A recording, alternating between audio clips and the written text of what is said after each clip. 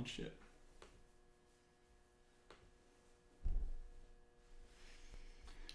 Nothing's showing up just yet. Oh, here we go. And we are live. Episode 36. 36 of the Bantercast. Why is Jordan Peterson so upset? He's very upset. He's very upset. He's very upset. No, not why. Jordan Peterson is very upset. He is very upset. He's very upset. Angry. So, today's topic, right, is the debate that I sent you. Because you don't really have that much of an idea about Jordan Peterson. I didn't know anything about him. I'm kind of really so disconnected. So, you're going to educate me a lot on this guy. I saw him on the Joe Rogan podcast. And he seems like kind of a conservative guy who's sort of, kind of pounding on the table, explaining how he's upset about the way society is moving. But I was like, okay, interesting guy. Seems like he's pretty smart. And then I just kind of stopped paying attention to him. It's not really... It's funny, like, the world of people getting in arguments over the internet is, like, so not in my world that I just have no idea what's happening half the time. And Jordan Peterson is arguing with everyone. He's arguing with everyone. So, yeah. And I kind of, you said, you got to check out this debate. It's Jordan Peterson, Stephen Fry, who I adore, and then two other people. Michael Eric Dyson. Dyson, who's a professor. Who's a journalist. Is an academic, African American academic, who has retweeted some Bouncer stuff. Friend of the show. And who was it? It was called the Monk. It was the Monk debate on political correctness. And who was the woman? Michelle Goldberg. Because she was the best one. Yeah, I thought she was actually the best. She had the clearest point of view. But she was the least. She had the least kind of physical presence, right? Yeah. So, and she was kind of, but I thought she actually did. She made the best point. Just purely on what she said. Yes. Anyway, we can talk about, so, I guess these four people are debating political correctness, which is like kind of a pretty loose topic to debate, and it kind of went all over the place. But this debate has gone viral, and everyone's talking about it. Yeah. And I looked, a lot of people on the internet now, the sort of internet famous people, on both sides, it's always like some video of so and so destroys, just owns this person, so and so, and it's like this. It's like a vessel for people to feel powerful and like validate their own worldview. I think a lot of people just sort of sit in the shower and fantasize about owning someone, people in arguments or something like that, and this is the vehicle. So they argued political correctness. These four people. And I thought it was like, I didn't really understand. Maybe you can explain to me. Like, I don't understand what the argument, what's so upsetting about it. And what is it? What is political correctness exactly? Like, I get it. You're supposed to like be nice to people or something like that, or not offend people. It's about identity politics, right? That's what my understanding of it is, and why this debate happened. I think clearly, like, whoever Monk is, I've never heard of him, but maybe it's some Canadian company, but. Basically, what I think was this Canadian debate, or whatever it was, TV station, whoever it was, they want to capitalize on the Jordan Peterson phenomenon, right? He's a very famous guy. I had no idea. He's selling lots of books. He's my god, number one, he's super famous. New York Times, best-selling author. Right. Like, I bought his book actually. It's interesting. 12 Steps for Life. I bought his book. Was it good? He's not as good a writer as he thinks he is, but he makes interesting points. Okay. Like, I think he's not the best writer, but he's much better to listen to than he is as a writer. But it's good. It is good. It's an interesting point of view. I find him interesting. I find the guy interesting. What do you think is his most interesting or most compelling point of view, or like? I think his stuff on religion is very interesting. I think his stuff on politics is tiresome. Yeah. I think that he makes some valid points, but his whole shtick, right, is like, I'm a man and I'm going to put forward the male perspective, and he advocates like male-dominated hierarchies.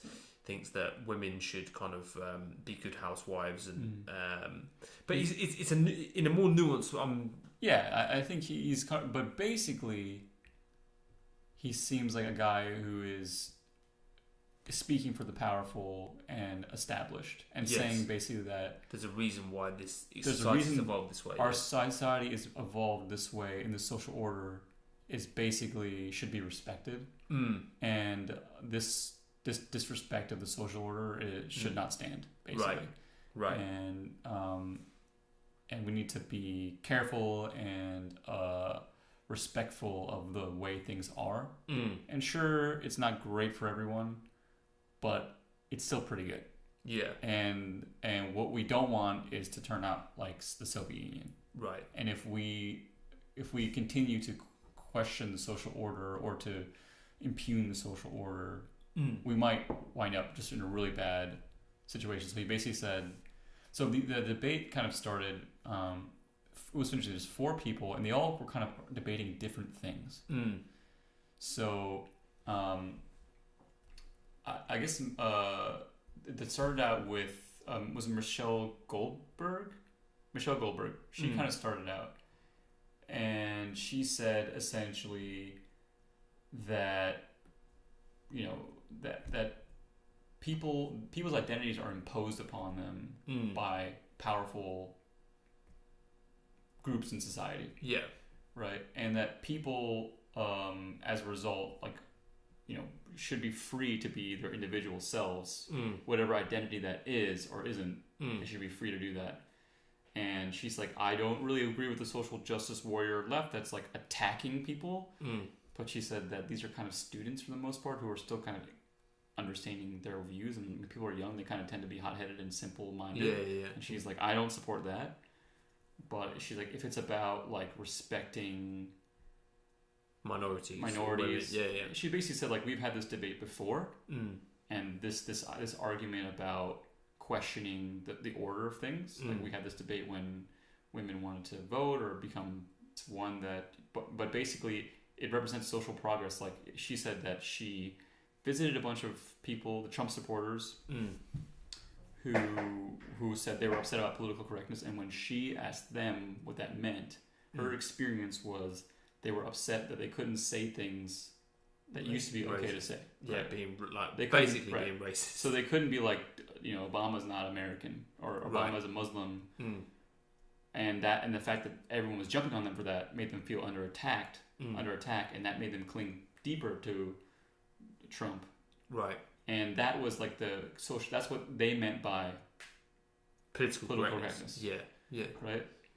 And then I guess Peterson had a different point of view, which was, and I'm still not exactly sure what he means, but basically he's like, okay, the right can go too far, and that's when we have like racism, and he's like, I'm not a fan of that, but the left can go too far too, and that's when we have Stalinism. Yeah.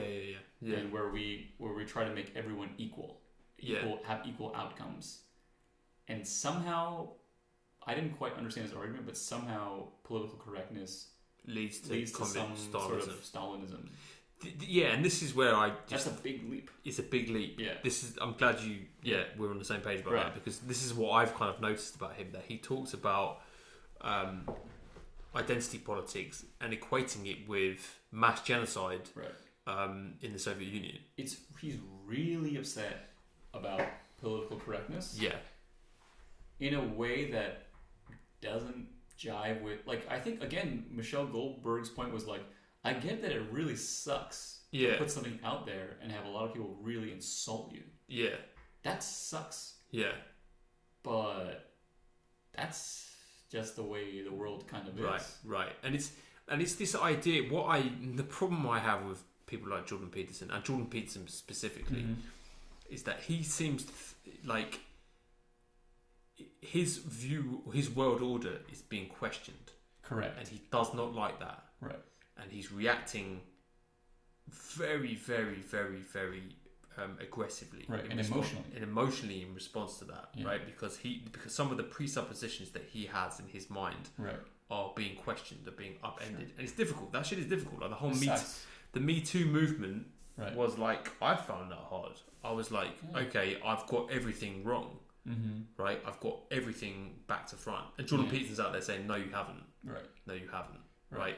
the world, all this stuff is bullshit, and all these women are like wrong, basically, and it's a witch hunt. If so, he argued that he didn't say those things. So I don't know if he did or not. He's saying that the Vice interview that had was like doctor or something. And he doesn't really think those things. I don't know I don't know enough about him to know what he really thinks.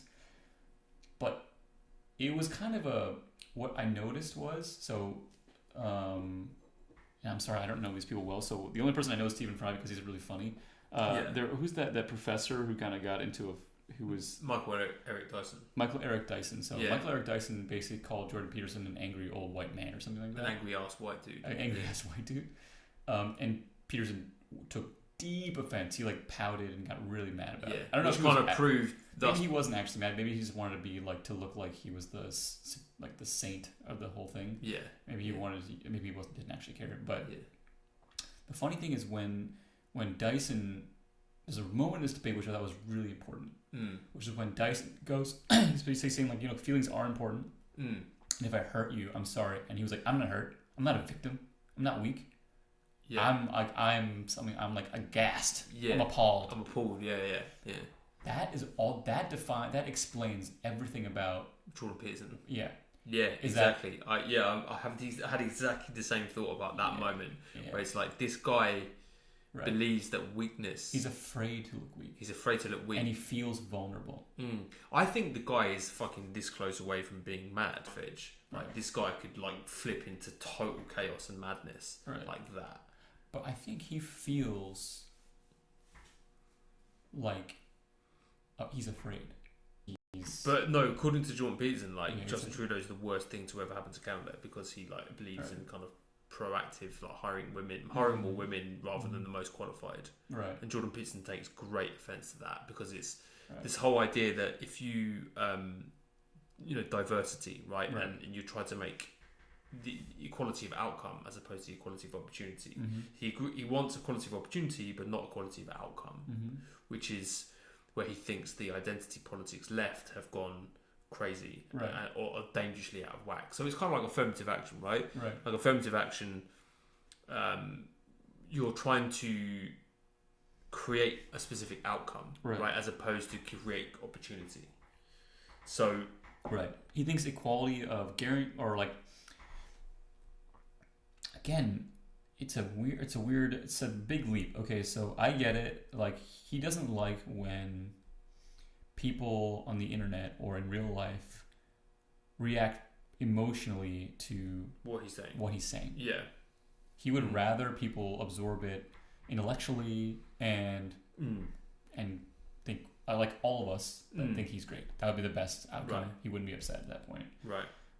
But he would love if it was just people were able to discourse these opinions sort of in a rational, cold way.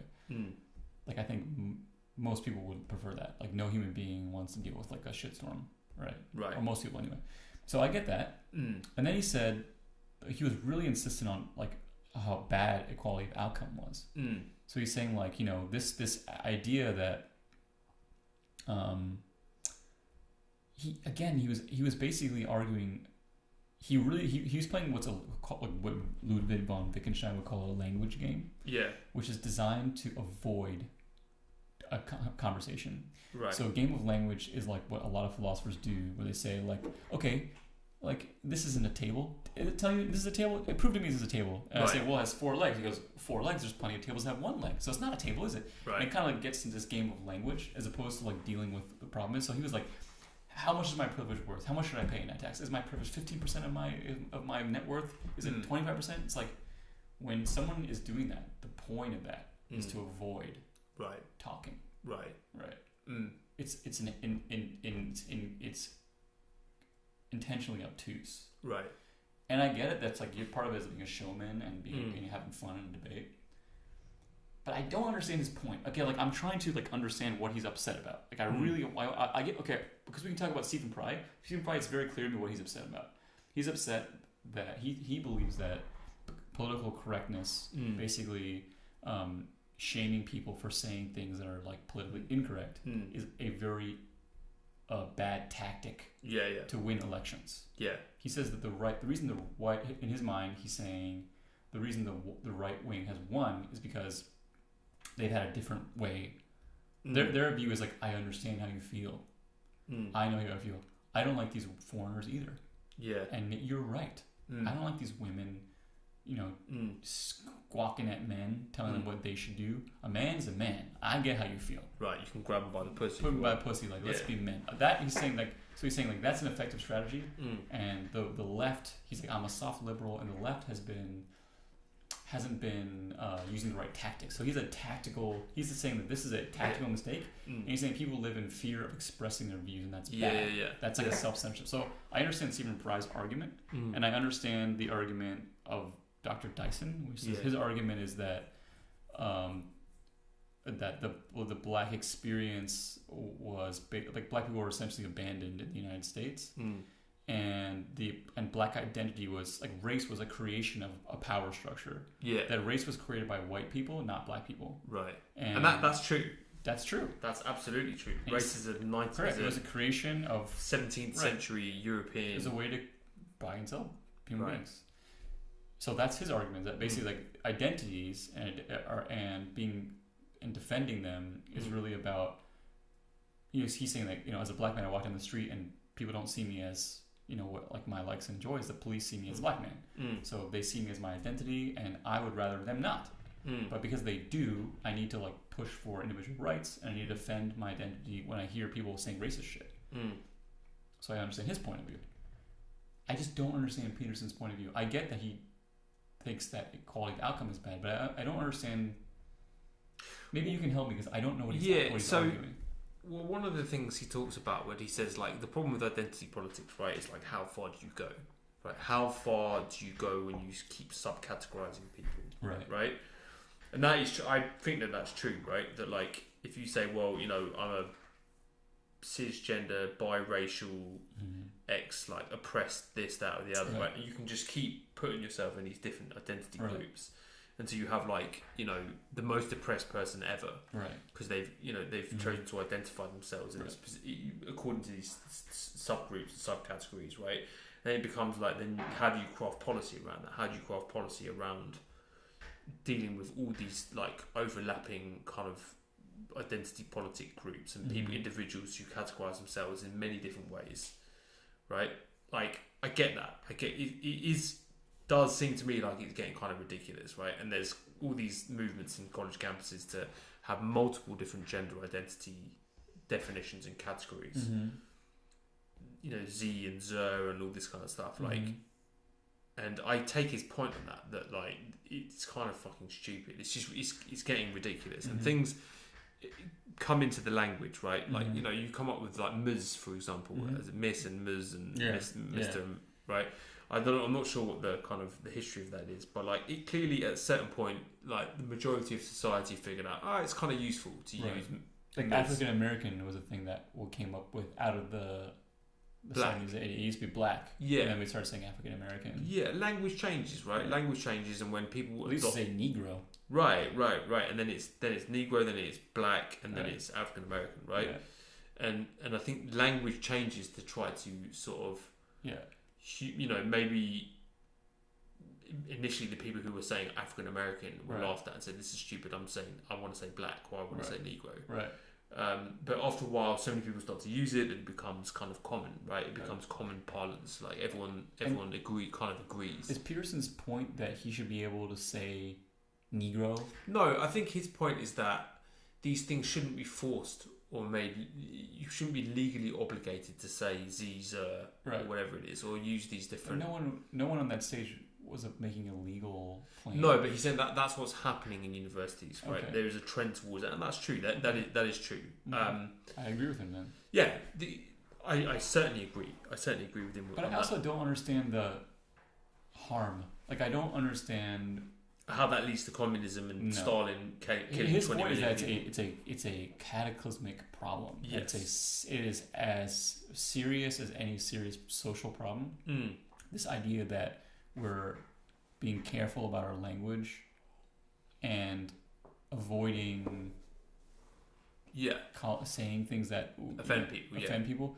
And I thought Michelle made a good. Her point was like, okay, what terms would you like to bring back? Like what terms that are no longer Yeah. in use would you like to bring back into like vogue? Right. And it's pretty much none of them. Right. It's pretty much none of them.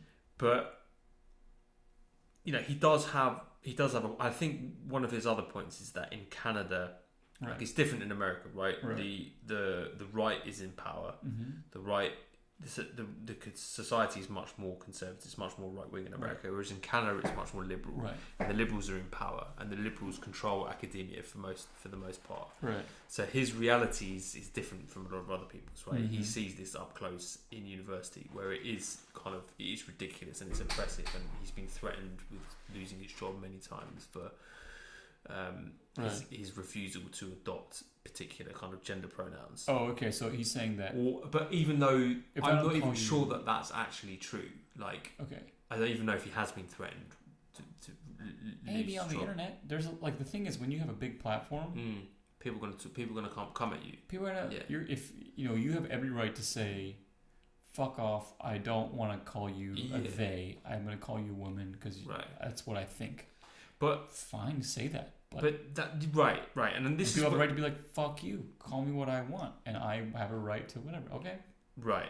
I have a right to say that too. But this is why I kind of agree with Michael Eric Dyson when he's like, when he's saying, "This is you are a snowflake. Right.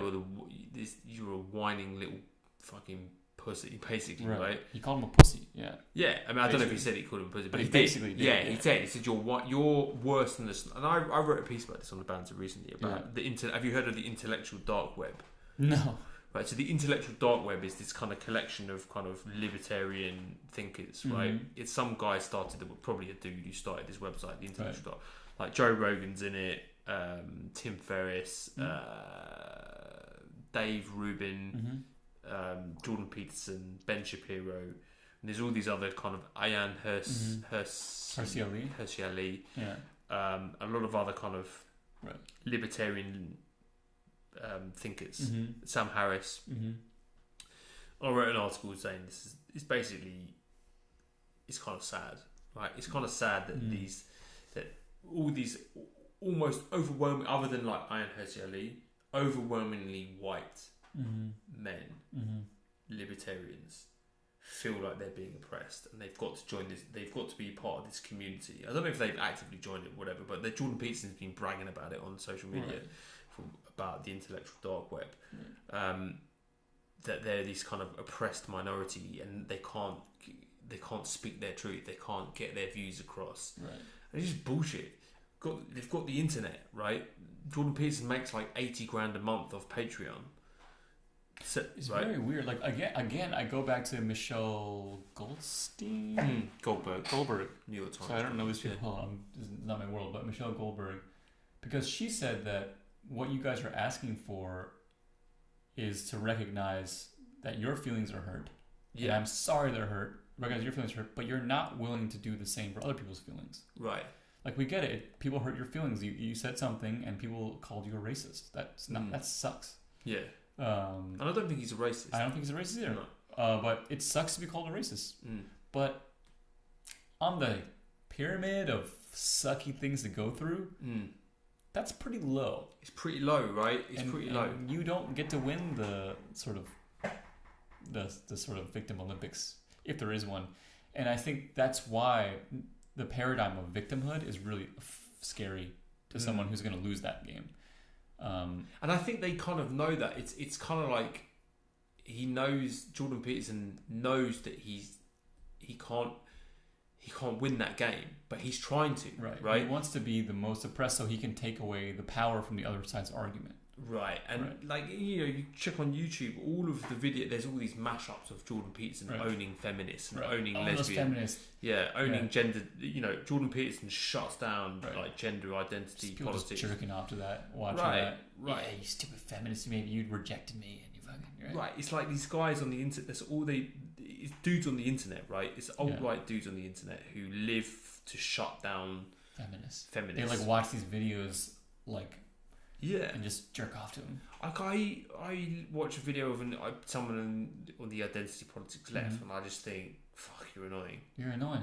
You're really annoying. But like, thank God, like I don't have to listen to you all day. Right. And by the time you're 30, you're probably going to be over this stuff, right? Yeah. That's about as far as I take it. But these people aren't like destroying the planet. They're just like idiots on the internet. Like these lefty kind of social justice warrior types who just... Right. They don't have any power. They have no power, right? Maybe in a couple of universities in fucking Canada, right, is where they have power. Right. So in terms of being a threat to... Right. They don't run hedge funds. Right. They don't fucking own anything. Yeah. They don't run governments. No. Right? No. Maybe Justin Trudeau, like, because he hired some women. Right. Like, that seems to really he's not upset. That left-wing Justin Trudeau. Right, he's not. But he's really upset Jordan Peterson. Right. He's really upset. And Jordan, he said that recently that he would have probably voted for Trump on a whim. He would have said he was voting for Clinton and then gone in and voted for Trump. But of course he would have. He's all about aligning himself with the most powerful structure that there is. Right. And his reasoning for this is because he thought that Hillary Clinton was allying herself too closely with the identity politics left. So he would be willing to allow Donald Trump, an idiot, with no qualifications. But Donald Trump is archetype of like a powerful man. That's what. Yeah. Like he's not Jordan Peterson is not some like, way out there rebel. He's the opposite of that. He's like the person telling you don't go chase your dreams. Stay at home and go get a 9-to-5 job. He's not he's not like I've seen the mountaintop speech about I believe in a future where people won't be judged by the color of skin. He's the guy saying like Christian values and the way we've been built are the best way to go forward, and how dare you question. He's sort of an archetypal like dad figure, grandpa slamming the dinner table talking about these hippies growing their hair long. They're just when I was your age, I was walking up the mountain barefoot both ways. And I think a lot of I do see some benefit to that some men need to hear that.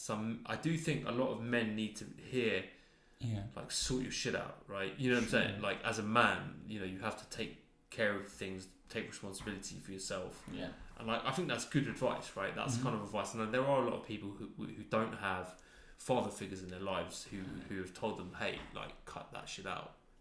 I credit like my dad, for example, for like when things get tough, like, and I'm like, I want to quit. Yeah.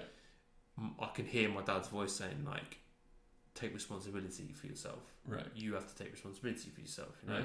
And I found that useful in my life. For sure. I find that very, very useful. For sure. So I can see the benefit of Jordan Peterson's influence on a lot of young men. Yeah. A lot of lost young men who don't have any structure. Right. It's probably overall, I think he's probably a good thing that he's saying this, right? But nevertheless, he's kind of a dickhead. He's kind of a dickhead. He was really miffed.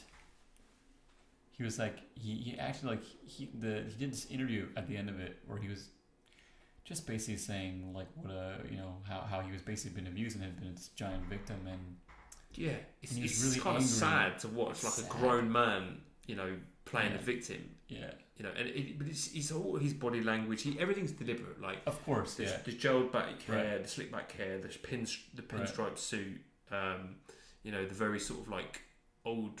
Right. He's appealing to kind of order. He's appealing to kind of an authority figure, to give off the impression of an authority, an old school authority figure. I kind of bristle at that. I'm sort of an entrepreneur. I always believe in change and pushing things and innovation and building new companies and exploring new technologies and exploring new models of doing things. And I just find I respect everybody, and he's a successful guy. He's obviously doing well, but I don't clearly understand what his message is, and I don't understand what he's angry about. Yeah, and it's order out of chaos. And I mean that like genuinely. I get the emotion he's coming from, which is like change is bad. Kind of like this is the power structure is the world is the way it is for a reason, and these liberals don't know what they're talking about, and we need these people are radical, and if we listen to them, we're all going to go back to communism, and we just saw how bad communism was. I get the energy of that. It's like but it's just Red Foreman, like from that '70s show energy, right? Right, and it's kind of mad. Like it's it's a little bit. Yeah, the problem I see with him is that he's creating this fear of the left, right? That is right now the fucking last thing that we need right now is for people to think like. I mean, look, it was like during the 2016 election, I spent every ounce of my energy trying to get anybody to listen that you cannot equate Donald Trump with Hillary Clinton. You cannot. It's not. Of course not. Morally defensible. You can't. There's just no bait. There's no evidence for it, right? It's like you can't equate like someone being anti-white with being anti-black. You just can't. You can't do it, right? There's a whole different context, right? Different context. So, but in his mind, there's no difference between them, right? There's no. I think in his mind, Trump is better. Yeah, I think he thinks Trump is better, right? I think he thinks Trump's better because it's the alpha male character. Right. He's like, archetypal power structure. Yeah, he's like telling North Korea to, telling Iran to like get in line. Right. So this is what I think, why he's dangerous, why there's danger, right? In that this is why Joe Rogan, like I had a big problem with Joe Rogan during 2016 where he kept promoting anti-Hillary Clinton conspiracy theories, right? Even though I've never been a fan of Hillary Clinton and I wouldn't vote for her if I had I would have voted for Bernie Sanders over Hillary Clinton. I would have probably, maybe not. I'm not sure, but like, I don't like it that much. I've never warmed to her, right? But she's competent. She's fine. She's a good. She's fine, right? Not compared to utter madness that we've got now. Okay, that's the responsible thing to do. Right, and he preaches conservatism and responsibility, right? And now he's saying, "Yeah, maybe I would have voted for Trump on a whim." Of course he would have, but again, it's like he is. There's always that person in every age, every decade, every year, who says, "Look."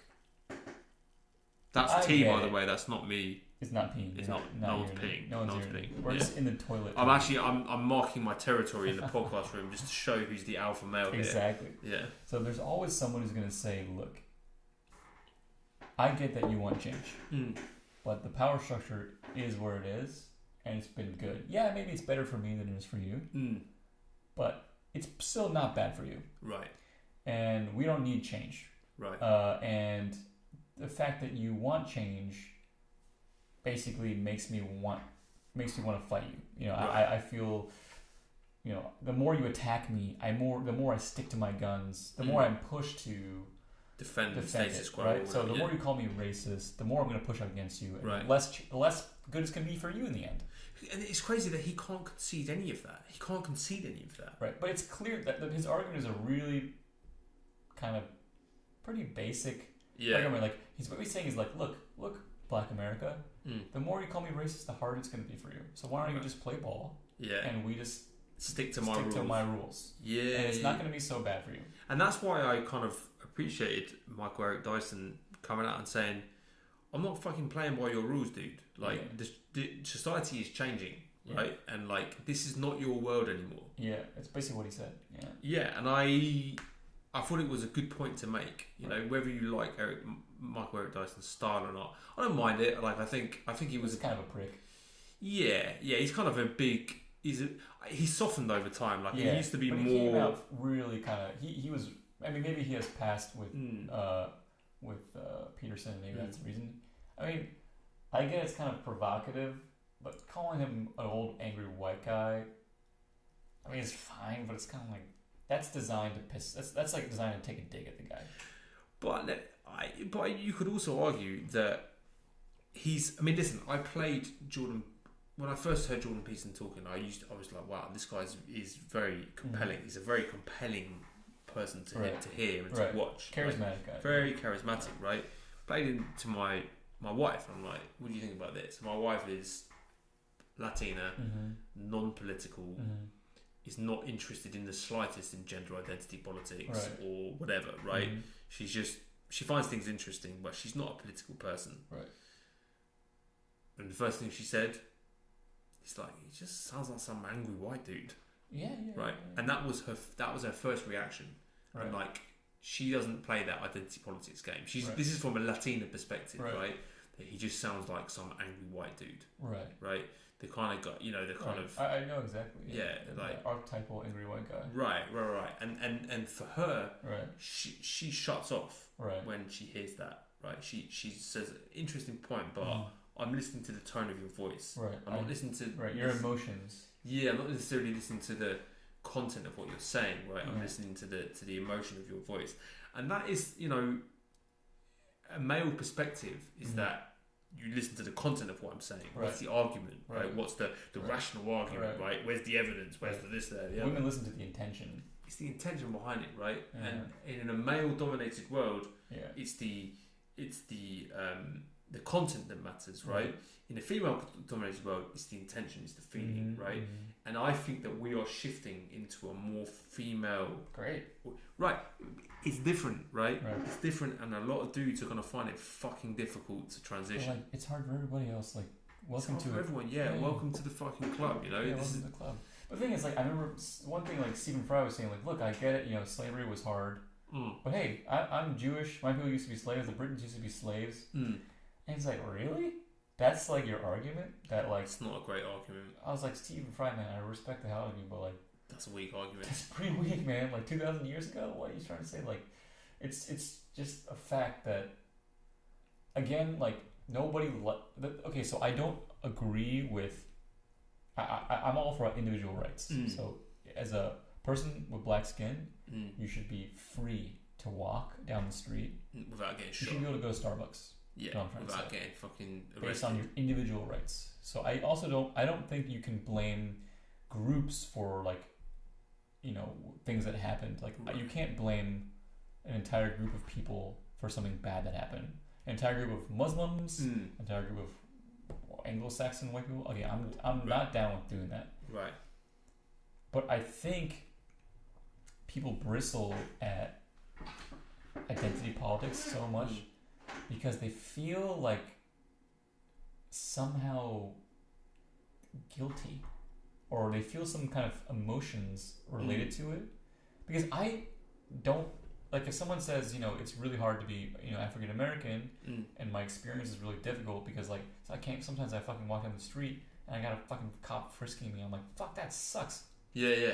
I don't think like, well, it's tough for me too. You know, like my great grandparents were Jewish and they weren't slaves. It's like, really? Like, no, I never. I'd be like, oh fuck, dude, that sucks. Yeah, that like, sucks. Tell me about that. Oh my god, how can I help you? Yeah, I think that's a really good point. I think that's a really, really good point. That's my reaction as well. My reaction to that stuff is to, man, I wrote about this on the banter recently. I wrote about a reaction that my friend had. I don't know if I've talked about this on the podcast, but a reaction that my friend had after you saw your penis?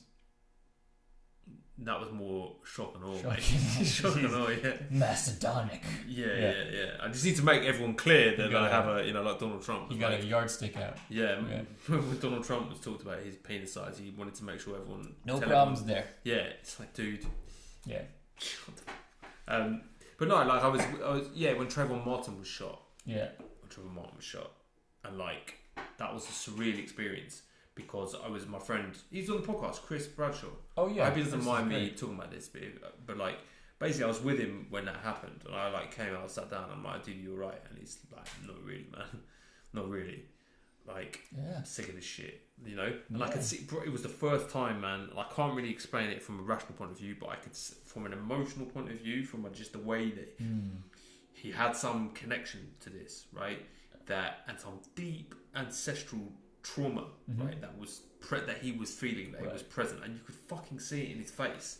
You could see that shit in his face, right? Yeah. That like that's his reality. Like he walks down the street, he's not a human being. Yeah, he's not an individual. No, he's not an individual. Right. He's a black guy. He's a Negro, right? Exactly. He's his identity. Yeah, he's an identity, right? Yeah. And I fucking know why I know that's true.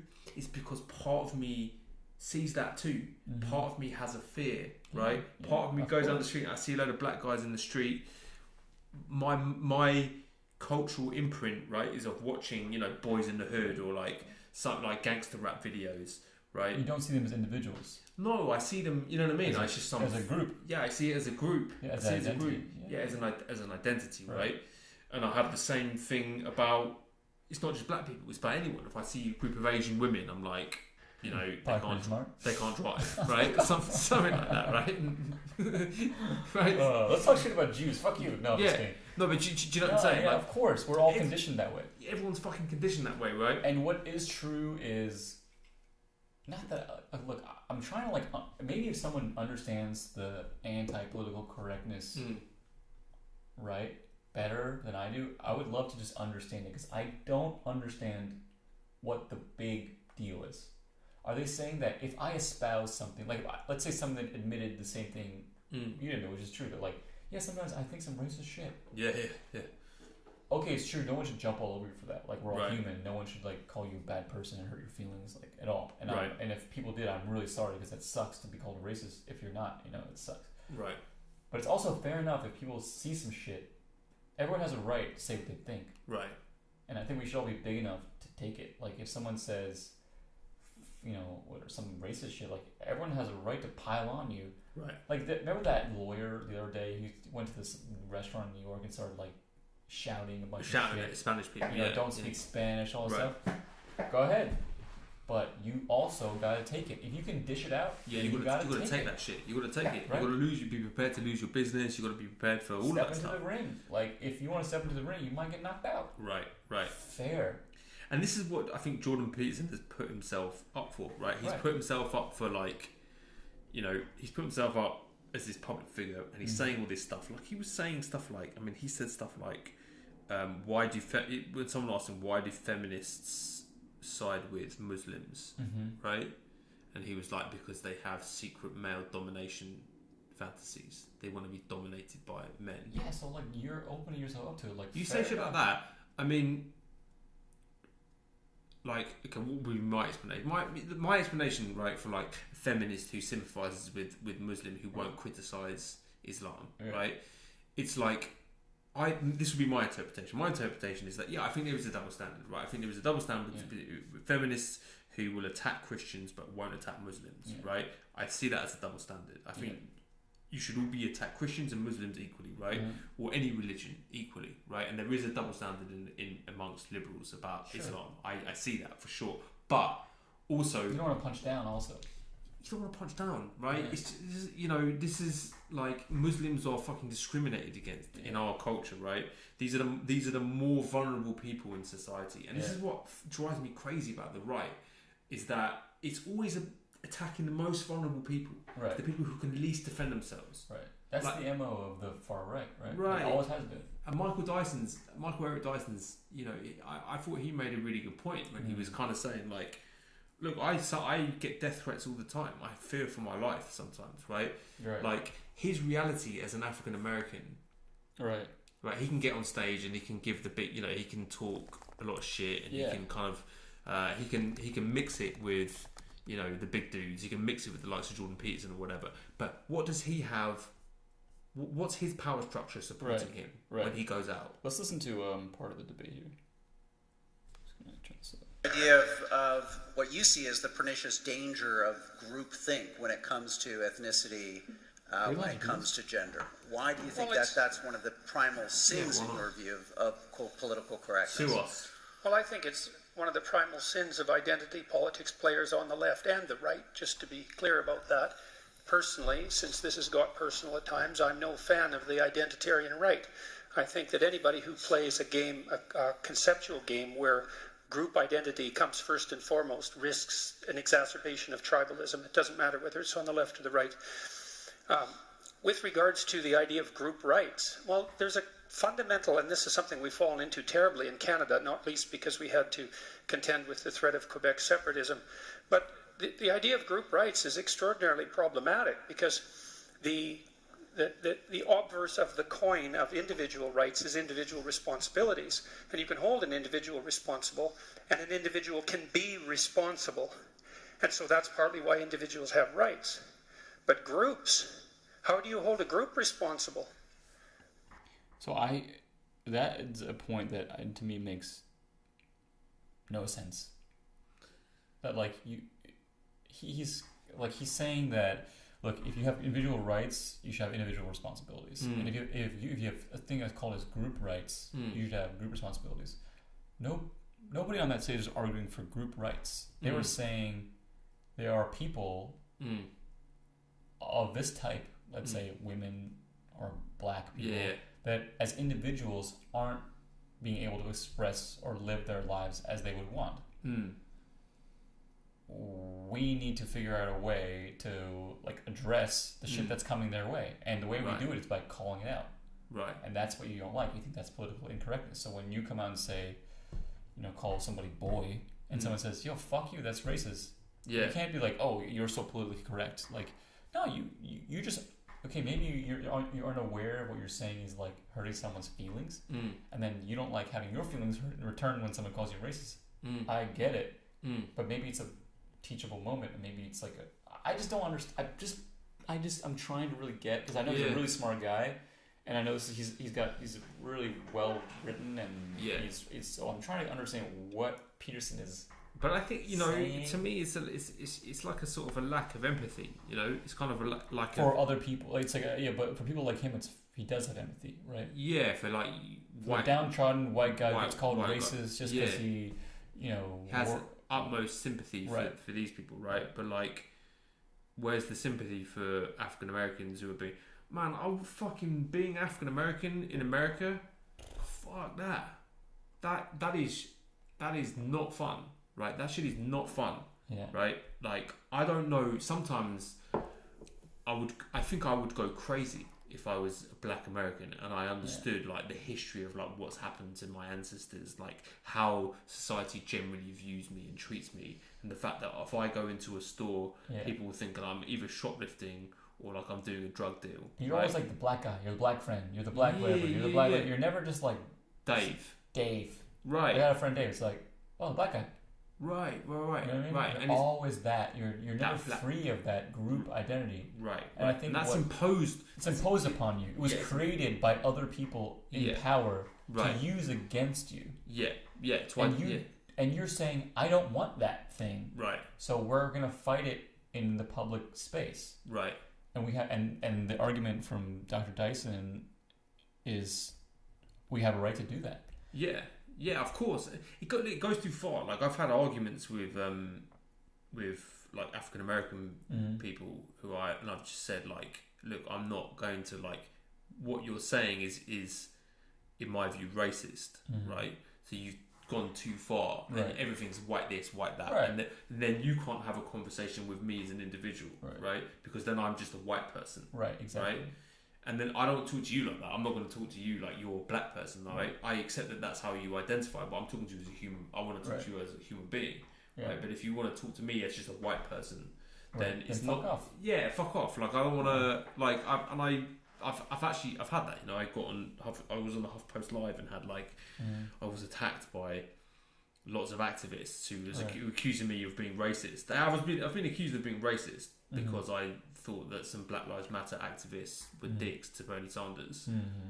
Or they went on the stage and they like pushed him and then talked over him, and it was like, but I don't see them as black people. I just saw them as like, these are just pushy assholes who just got down with a cause. They're student activists and that's how I viewed them. But it kind of goes back to so there's this big debate. It went on for 2 hours, and I feel like nobody really on the anti-politically correct side, except for maybe Stephen Fry, sometimes. But wanted to concede any. Yeah. It's a strange thing when you can't concede any ground. It's so tied to their identity, right? I guess. Right. And so I like when Stephen Fry had the interview afterwards, and he was like, he said, not being sure of. And I think that's a good place to be when you're just not fucking sure of. He's saying that it's a shame. It's Bertrand Russell quote, I think, where it says that it's a shame that the stupid people are certain, and the smart people are full of doubts. And I agree. I agree. Like, questioning everything and trying to be like open-minded is really important. I just can't get around the fact that it should be okay. I get if you go, it's not good to go overboard on anything. Right. But that doesn't grind my gears. It doesn't grind my gears that people lose it and go over the top on political correctness, and they think everything is sexist or everything is racist. Because I think it's a hold on. We've got some comments here. Oh yeah. Actually, some people are talking on. Sorry, I didn't realise this. That people are still watching. Namesake. Oh, this is one guy saying, namesake. Which interview are you talking about? The problem is, guys, you need to listen more closely and think for yourselves. He vehemently preaches against both left and right wing, regardless. Identity politics is the road to bad things. Because, oh wow, okay, you guys are way off base. I mean, really, wow. Either intentional or unintentional. Taking people's words out of context really sucks. Blah, blah, blah. So this guy's not happy with what we're saying. Oh yeah, if you want to do live streams, pay attention to your chat. You've heard people coming and going for 1 hour. Lol, sorry. Oh, sorry about that. Sorry about that. We'll pay attention to this. Second ever live chat. Okay, so if we're getting completely wrong, then I'm wrong. Yeah. I mean, look, like, I don't agree with you. Well, I don't agree. I think that I've read a lot of Jordan Peterson's work. I'm halfway through his book. I've listened to many of his lectures. I know what the guy is saying. I definitely know what his point of view is, and I think it's okay to disagree. But I don't think this guy's saying you can't disagree. He's just saying we're misunderstanding what Peterson argued. That could be true. I'm just telling you, I don't understand what his point was. That he's saying identity politics are no good. So okay, identifying people as groups as opposed to individuals is bad, right? And that is actually what the other side was arguing as well. They said, I agree. Identifying people as groups as opposed to individuals is bad. But what identity politics is a creation of a power structure. Right. That was the argument made by the other two. A power structure created race. Yeah. And imposed it upon people. Right. As a means to not treat them as individuals. Right. So in order to remove that power structure, we need to confront it by calling it out. Right. And I think they would concede that sometimes it goes too far. Yeah, and this is why I think Jordan Peterson is useful, that he is providing a check to that, right? He's saying, hold on, like, we can't go too far. Like, and I think that's... He's saying if you go too far, we're gonna be Russia. Yeah, but that's just mad. Russia. It's just fucking mental. Like his leap from, and I don't get that. His stuff on feminism as well is kind of bizarre as well. Namesake, if you have a better idea, if you can articulate. Yeah, go for it. But he's logged off now, but because we didn't realise we were getting comments on it. Sorry, we're new to this YouTube streaming game, so basically, how do you go from let's say that we go way too far in identity politics and way too far in political correctness. So we can't. So everyone has 6 genders, and we don't want to offend anyone. You know, it's the worst nightmare situation for Jordan Peterson and his crowd. So we're in the worst possible scenario. Okay, so everyone is super afraid, and actually no one says anything racist or sexist or homophobic, transphobic, whatever, any of these phobias. Okay, that's the world we live in. Right. How do we go from there to we're all going to gulags? Oh, fuck knows. Like, I don't think like Lenin and shit was sitting there and like historically bullshit. Like, was Lenin being like, yeah, none of this identity politics, you know, I have 4 pronouns, right? Yeah, it's nonsense. I mean, his stuff on feminism as well is just fucking stupid. Like, as much as I've got respect for his intellect and his smart guy. Yeah. But his view on feminism, right, is that the Me Too movement. So this is where he thinks the Me Too movement has come from. He thinks the Me Too movement, right, is basically what happened was after the 50s and 60s, I think, right, when they had the women's lib and the bra burning and the hippie movement, that all sexual boundaries were kind of smashed, right? Okay. And then what's happened is that men haven't understood those sexual boundaries. So then now, like, they think it's okay to like rape women or molest them or you know, because all the boundaries like disappeared in the 60s and 70s. Right? As if before then there were men weren't raping women. It was legal to rape your wife. Right. Like, women couldn't fucking vote until like the early 1900s, right? Yeah. I don't know where, like, it was such a dumb argument that I couldn't believe he was making it. I'm like, you can't actually be serious. You can't seriously be making this argument that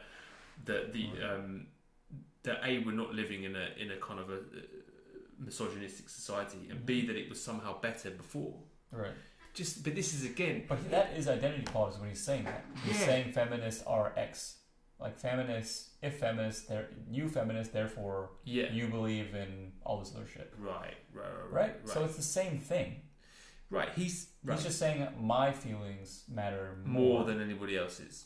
Right. And this is why people on the alt-right love this guy, because he validates and he vehemently disputes that. He argues viciously against anybody who says, "Oh, you're a tool of the art." Well, I don't think he's a racist person at all.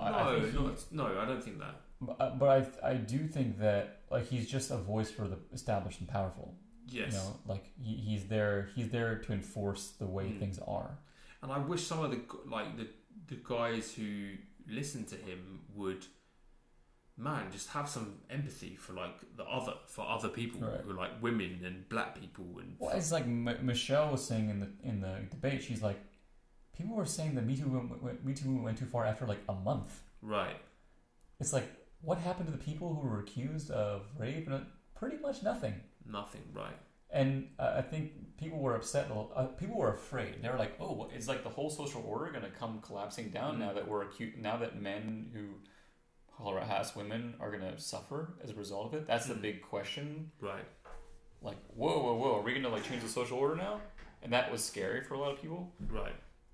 I get that, but maybe we are, and maybe we're not. I mean, we haven't. Obviously, it's the same order we had before.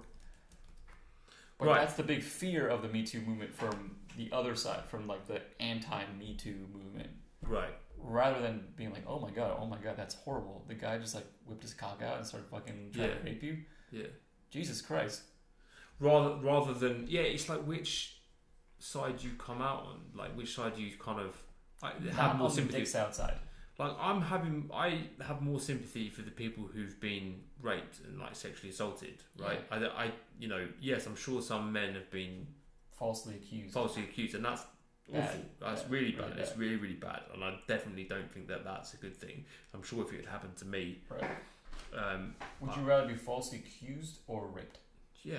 Right, exactly. I take the falsely accused. Yeah. I mean, look, but I do think that if you falsely accuse someone, you should pay a penalty for that for sure. Like, I think you should go to prison if you falsely accuse someone of a crime of a sexual ruin his life. Yeah, ruin his life. You should go to prison for that. Yeah, of course. But it's not equivalent to rape. But I think people attach themselves to whatever person is most reflective of like what the outcome they think could happen to them. Right. So they think it's more likely, it's worse because it's more likely to happen to them. That people get falsely accused than it is to catch a bunch of sexual predators. That's what Ezra Klein and Sam Harris had a long debate, and that was really interesting. And Ezra Klein, I thought that was a good point that Ezra Klein made. Ezra Klein basically said to Sam Harris, like, you get irate about all of this stuff because it's attacking your position in society. Mm-hmm. And you find that threatening. Yeah. Right? And that's why it's such a grave danger to you. Right. Like, the threat of, like, this guy, is it Charles Murray? Mm-hmm. Or, no, Douglas Murray, who's the guy who wrote the IQ, the bell curve. Is it I think it's Douglas Murray. It's some guy. Douglas Murray, I think it was, right? He wrote this book with the bell curve about how basically black people were less intelligent than white people, and Asians are more intelligent, and the Jews are the most intelligent, right? And it was this whole...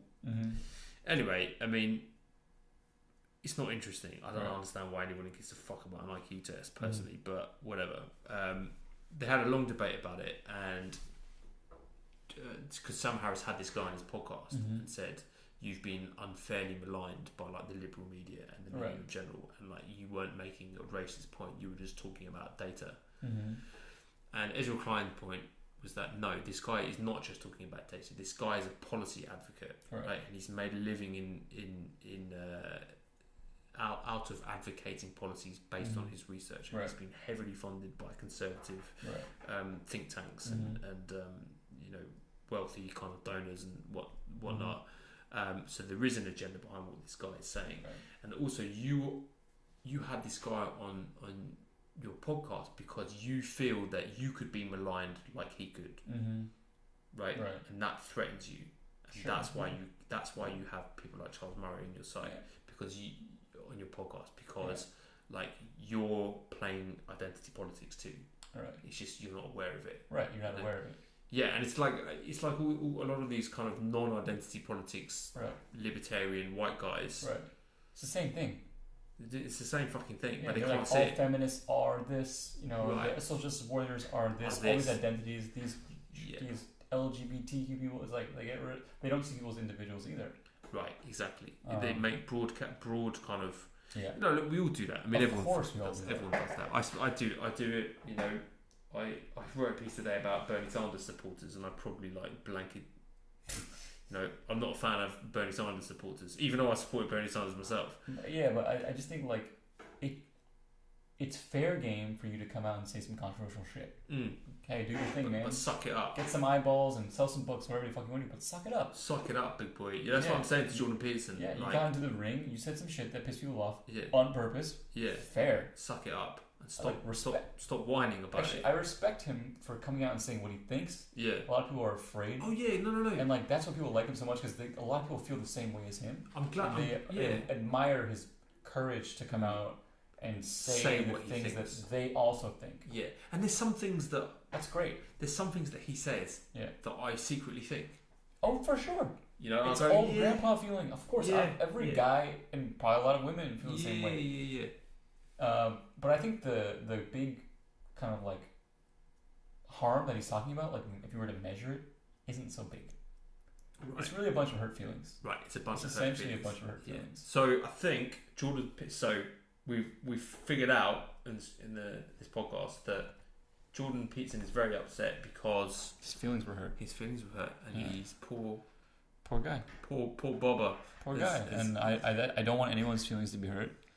But if you're going to go out and hurt other people's feelings, fair enough. You got to accept it. Matt, I talk shit. Yeah. And you got some people coming after you. Matt Taibbi, Matt Taibbi talks shit to you. Matt Taibbi insulted me. Oh, hurt your feelings as well. Hurt my feelings. Yeah. But I got to suck it up. You hurt his feelings as well. I hurt his feelings. Yeah. And then he hurt my feelings. Yeah. By diminishing me as a human. Well, look, fuck it. That's the game that I'm in. I'll take it on the chin. Yeah, take it on the chin. It hurts. Yeah. People talk shit on my articles. I've been real butthurt about things that I've written. It sucks. I wrote a piece about wanting to kick people's asses who threaten my wife or my girlfriend. Yeah. And I got called out by a commenter who was like, "You're just trying to prove how macho you are." Yeah. And I got really hurt by it. Was it true? Thus proving their point. Fuck, I hate when they're right. Well, I've got to admit these parts of my I've got macho instincts that come from, who knows where they come from. Every guy has based on fear, insecurity, whatever. Everyone's got insecurity. Yeah, it's insecurity. Yeah. And I can admit that. Yeah. You're usually so after the moment. You're such a better man than Jordan Peterson. I'd like to say that I am. I'd like to say that I am a better man than Jordan Peterson. No, but I can fucking take it. Yeah, you can take it. I can take it, and I can accept that. That's why I like Hitchens. I might be wrong. Hitchens could just go in there and just people would throw all kinds of shit at him, and he would just throw it right back. Yeah. That's awesome. He was an arsehole. He was a fucking dick. He was a real arsehole. Yeah. But I do think there's another guy that couldn't really accept that he was wrong about anything. There was no kind of self-awareness. The ego. Yeah. Yeah. And that's the hardest thing. It's like, but do you know how long it's taken me to admit that the person was right about my defending women's honour through violence? Yeah. It's taken me a while to come to terms with maybe they're right, maybe that is my own bullshit. You just want to look cool. Yeah, I want to look cool. Yeah. Yeah. I mean, part of it, I don't know. I'd have to... But yeah, okay, that's good. That's great. That's awesome you can admit that. And what's wrong with that? I'm a better You're man. a better person. So the fact you admit it means you're awesome. Yeah, I'm a better man than Jordan Peterson. Yeah, fuck you, Jordan Peterson. I'm more humble than you are. Yeah. I'm the most humble person. I'm the most humble person. I got the best humility. I've got the best. I'm more humble than you would possibly imagine. Yeah. Yeah. I would say watch the debate. It's like a 2-hour debate. It's really good. Yeah, it's a really good. Well, I don't know if it's good. Tell us what you think about it. Tell us if you think we had the clearest point. I know the internet seems to think Peterson was destroyed. Great. Yeah. Right? And there's all kinds of stuff on the internet how that the other side was being crazy and insane, race baiting and all that stuff. But that's why we're here to help you think about these things. It's just not that big a fucking deal. It's not a big deal. Like people were arguing over just the tiniest fucking most insignificant thing. People being yelled. It's people arguing about arguing on the internet. Right. I hope that. Yeah, I do hope that the shouting could stop at some point, because they're all intelligent people. Yeah. And it seems sad that they couldn't find any common ground. You know, and I do think that Michelle Goldberg was attempting to do that, and Stephen Fry they were trying. Stephen Fry and Michelle Goldberg were attempting to do that. Yeah, exactly. But like when you've got two other dudes who won't.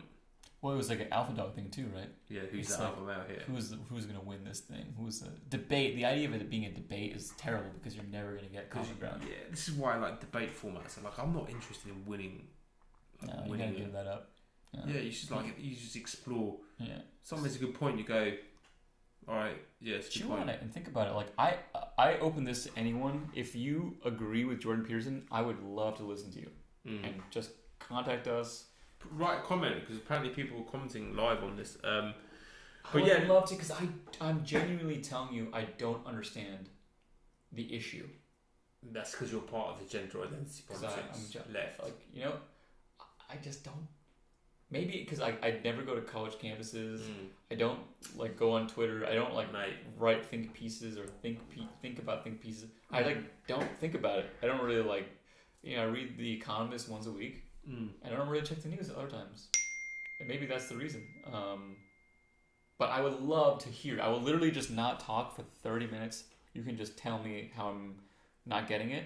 Cool. If you can open my mind and change my mind. Some Jordan Peterson fans are going to come. Change my mind. There'll be some guy on YouTube watching this. Yeah. Some guy on the podcast who has. And look, much love to you. There's nothing better than being proven wrong. Big love to all the Jordan Peterson fans. Love. Absolutely. Write into us, tell us that we suck and we're wrong. We'd love to hear from you. But yeah, look, I think that's a good note to end it on. But if you like what we're doing, subscribe to us on YouTube. Go to the Bantercast on YouTube. You can subscribe if you're watching the video. Please subscribe, because we'll be doing way more videos. Way more videos coming up. Nudie videos. Like Michael's going to get naked. Take my willy out. I think they're going to stop subscribing now. It's pretty massive. They're unsubscribing, as we speak. But yeah, please subscribe to us on YouTube and subscribe to us on iTunes as well. Yeah. And if you would, if you like what we're doing, give us a thumbs up on YouTube, or give us a rate our podcast on iTunes. That would be awesome. Thank you so much. And yeah, we'll see you next week. Cool guys. Peace out. Peace. I said cool out. Oh god. Wait. Did it die? No, it was still. Oh yeah. There we go. No, we're still recording. Okay. Now goodbye. Oh.